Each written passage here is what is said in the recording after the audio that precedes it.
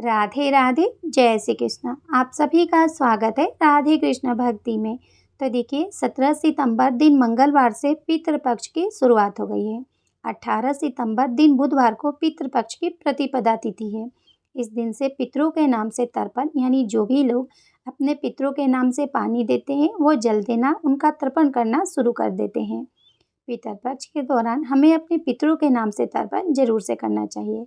ऐसा माना जाता है कि पितरपक्ष के दौरान स्वर्ग लोक से पृथ्वी लोक पर हमारे पितृ लोग आते हैं और वो अपने घर के आसपास ही रहते हैं। वो ये देखते हैं कि उनके परिवार के लोग उनके नाम से तर्पण कर रहे हैं या नहीं, यानी उन्हें पानी दे रहे हैं या नहीं। इसीलिए इस दौरान हमें अपने पितरों के नाम से तर्पण जरूर से करना चाहिए। इससे हमारे पितृ बहुत प्रसन्न होते हैं और हमें पितृदोष से भी मुक्ति मिलती है। तो देखिए आज की इस वीडियो में हम यही जानेंगे कि पितृपक्ष के दौरान वो कौन कौन से कार्य हैं जो हमें करना चाहिए और कौन से कार्य हैं हमें जो नहीं करना चाहिए।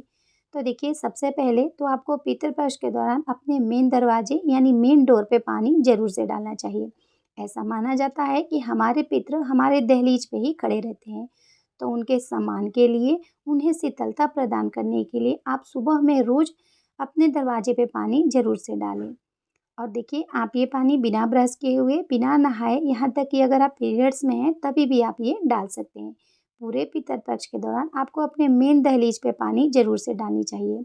तो देखिए सुबह के 4:30 का टाइम है और मैं अपने दहलीज पे पानी डाल रही हूँ। आप सुबह अर्ली मॉर्निंग ये पानी ज़रूर से डालें। अपने दहलीज को भी साफ रखें, इससे हमारे पितृ बहुत प्रसन्न होते हैं और साथ ही उनका हमें आशीर्वाद भी प्राप्त होता है। इसके बाद देखिए आप स्नान आदि कर लें और स्नान आदि के बाद आप रोज़ाना जिस तरह से पूजा करते हैं उसी तरह से आप पूजा करें। कई लोगों का मानना होता है कि इस दौरान हमें पूजा पाठ नहीं करना चाहिए, लेकिन ऐसी बात नहीं है, आप भगवान की पूजा आराधना कर सकते हैं। हाँ, इस दौरान आप कोई भी नया व्रत वगैरह नहीं शुरू कर सकते हैं, ना ही आप कोई अनुष्ठान कर सकते हैं। बस आप रोज़ाना की तरह जिस तरह से पूजा करते हैं उस तरह से आप पूजा कर सकते हैं। देखिए मैं अपने कान्हा जी की आरती कर रही हूँ, तो आप भी रोज़ाना जिस तरह पूजा करते हैं उस तरह से आप पूजा कर सकते हैं। इस दौरान आपको नए वस्त्र नहीं खरीदने चाहिए, ना ही आपको श्रृंगार की कोई नई सामग्री खरीदनी चाहिए। जो भी आपके पास पहले से सामग्री हो आप उसका ही इस्तेमाल करें। नई सामग्री भी हमें इस्तेमाल नहीं करनी चाहिए। साथ ही हमें जूते चप्पल भी नहीं खरीदने चाहिए। अगर ज़्यादा ज़रूरत हो तब आप खरीद सकते हैं, नहीं तो आपको नहीं खरीदना चाहिए। इसके बाद देखिए जब आप शाम के समय भोजन बनाएं तो सबसे पहले आप अपने पितरों के नाम से भोजन जरूर से निकाल दें। इसके बाद ही आप अपने घर के परिवार के किसी भी सदस्य को खाने के लिए दें। तो यहाँ पे देखिए मैंने पूड़ी और सेवई बनाई है, तो मैंने यहाँ पे पितरों के नाम से निकाल दे रही हूँ। आप भी जब भोजन बनाएं तो सबसे पहले पितरों के नाम से जरूर से निकाल दें और उसको ढक के आप अपनी किचन में रख दें। साथ भी आप एक गिलास में या फिर लोटा में जल भी रख दें। तो आप इस तरह से पूरे पितरपक्ष अपने पितरों के नाम से रोज रात के समय अपने रसोई में भोजन जरूर से रखें, क्योंकि हमारे पितृ आते हैं और ये देखते हैं कि हमने उनके लिए भोजन वगैरह रखा है कि नहीं। तो आपको पितरपक्ष के दौरान अपने पितरों के नाम से भोजन अपने रसोई घर में जरूर से रखना है। इसके बाद देखिए जब परिवार के सभी लोग खाना वगैरह खा ले, जब सब सोने चले जाए, उसके बाद आपको क्या करना है, तो आप अपने रसोई घर के दरवाजे के पास या फिर आप अपने मंदिर के पास एक लकड़ी का पटरा रख दें। पटरा आप बड़ा या छोटा जैसा आपके पास हो वैसा आप ले सकते हैं। तो देखिए मेरे पास यही लकड़ी का पटरा है तो मैंने यही रख दिया है। इसके साथ आपको एक लोटा जल रख देना है। तो मेरे पास तो लोटा नहीं था इसलिए मैंने मटके में जल रख दिया है। अगर आपके पास लोटा तो फिर आप लोटे में जल भर के रख दें। ये आपको पूरे पितरपक्ष के दौरान ज़रूर से करना है। ये हमें अपने पितरों के लिए करना है, इससे हमारे पितृ बहुत प्रसन्न होते हैं। तो आप पूरे पितरपक्ष के दौरान रोज़ रात के समय जब सभी लोग खाना वगैरह खा के सोने चले जाए, उस समय आप अपने रसोई घर के या फिर आप पूजा रूम के दरवाजे एक लकड़ी का पटरा और एक लोटा जल ज़रूर से रख दें। अब देखिए हमने जो रात के समय पितरों के नाम से भोग रखा था, उसको हमें छोटे-छोटे टुकड़ों में कर लेना है और देखिए आप चाहे तो ये गाय को खिला सकते हैं या फिर आप अपने छत पे भी रह सकते हैं। इसे पंछी वगैरह खा जाते हैं। तो देखिए हमारे यहाँ तो गाय मिलना मुश्किल होता है, इसलिए मैं यहाँ पे छत पे ही रख देती हूँ। यहाँ पे रख देने से बहुत सारे पक्षी आते हैं और इसे खा लेते हैं। तो देखिए मैं यहाँ पे छत पे रख दे रही हूँ।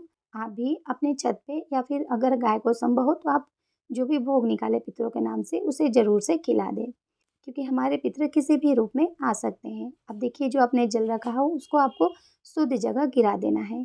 तो देखिए मैंने यहाँ पे गिराया है, नीचे खेत है तो ये उधर ही चला जाएगा। इसके बाद देखिए आप कुछ पक्षियों के लिए दाना भी ज़रूर से डालें।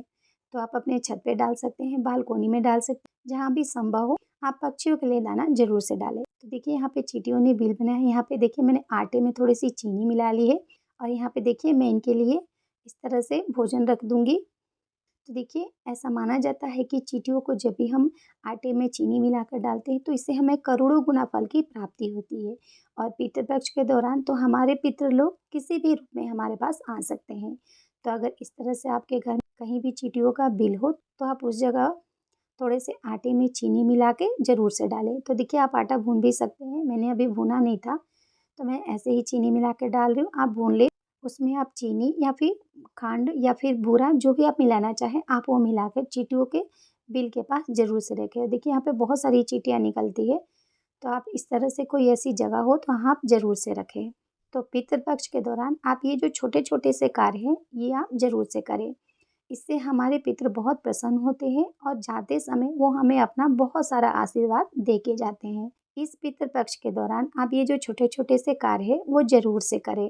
इन कार्यों को करने से हमारे जीवन में बहुत ही खुशहाली आती है और हमें पितृदोष से मुक्ति मिलता है। और देखिए जिनके ऊपर पितरों का आशीर्वाद है, उनका जीवन हमेशा खुशियों से भरा रहता है। उनके जीवन में हमेशा खुशहाली रहती है। तो आप भी पितृपक्ष के दौरान अपने पितरों को प्रसन्न करने के लिए, उनका आशीर्वाद प्राप्त करने के लिए, पितृदोष से मुक्ति के लिए ये छोटे-छोटे से उपाय ज़रूर से करें। राधे राधे, जय श्री कृष्ण।